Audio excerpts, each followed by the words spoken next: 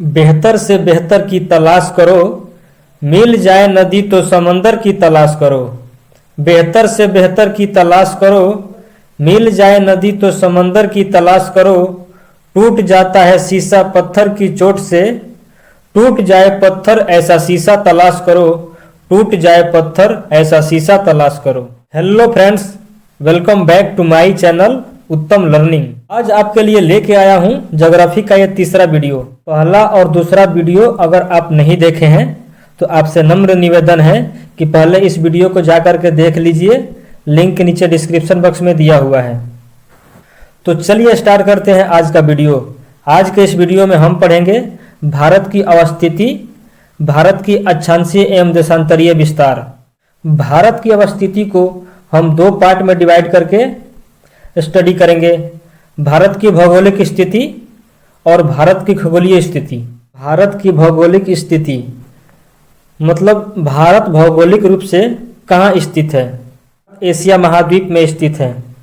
जैसा कि पिछली वीडियो में आपको बताया था कि विश्व में कुल 7 महाद्वीप हैं, जिनमें सबसे बड़ा महाद्वीप एशिया है और इसी एशिया महाद्वीप में अपना प्यारा भारत स्थित है।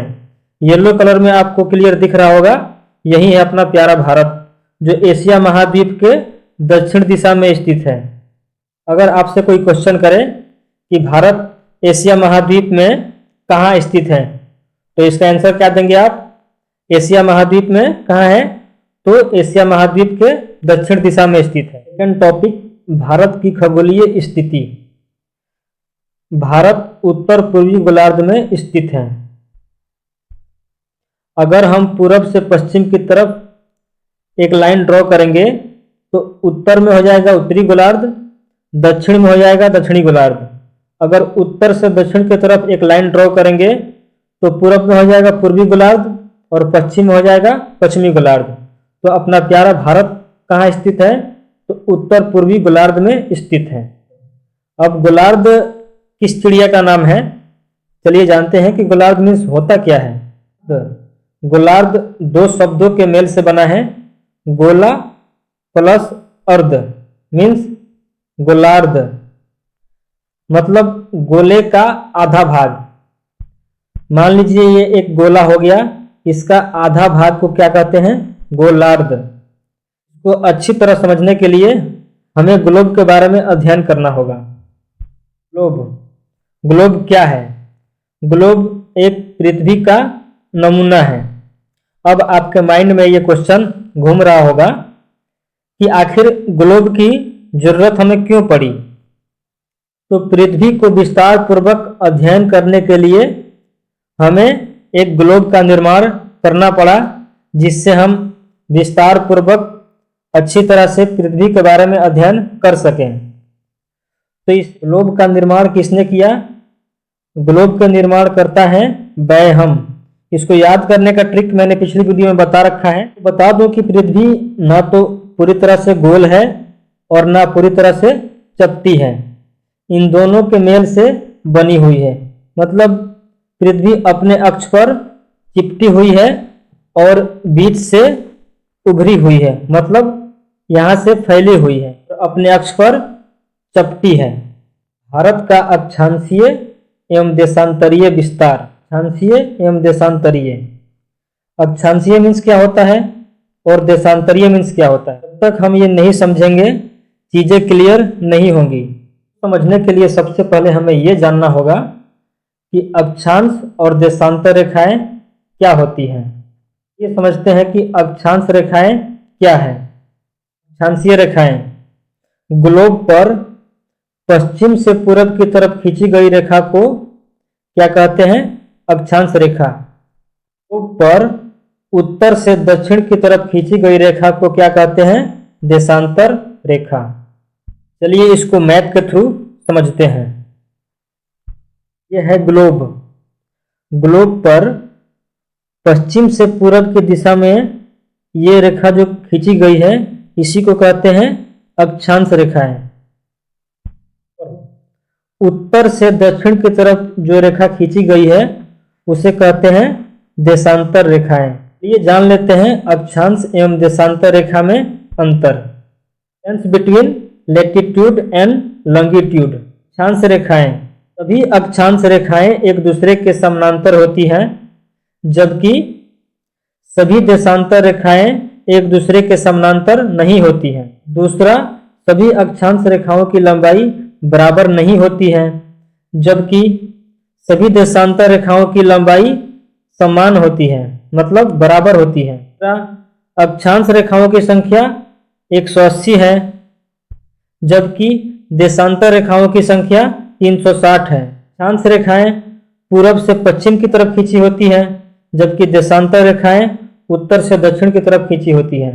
चलिए कुछ महत्वपूर्ण अक्षांश रेखाओं के बारे में जान लेते हैं।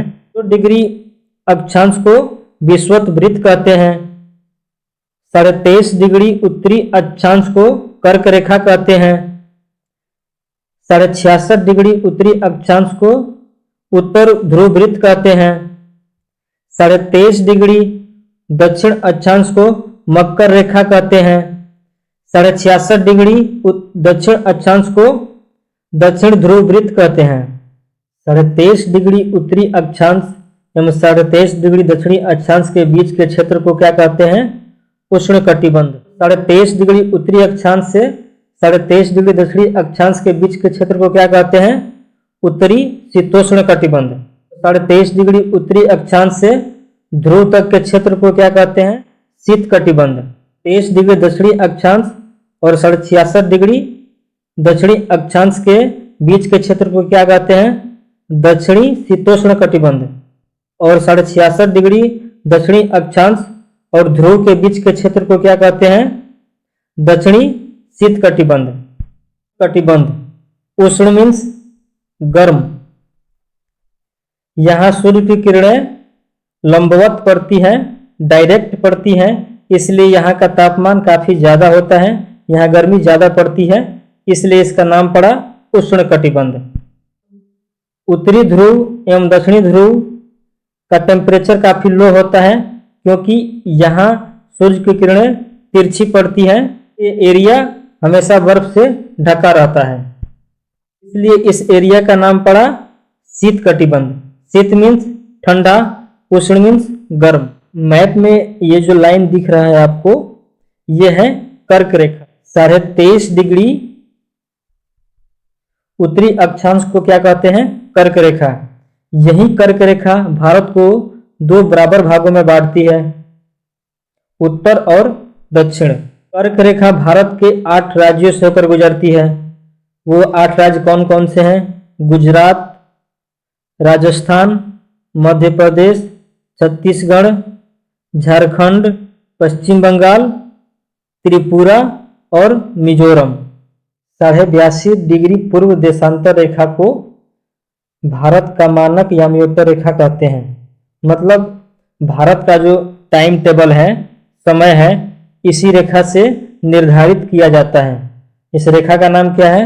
82.5 डिग्री पूर्वी देशांतर। भारत का अक्षांशीय एवं देशांतरीय विस्तार लगभग समान है, वह है 30 डिग्री। भारत की लंबाई पूरब से पश्चिम की अपेक्षा उत्तर से दक्षिण में 281 किलोमीटर अधिक है।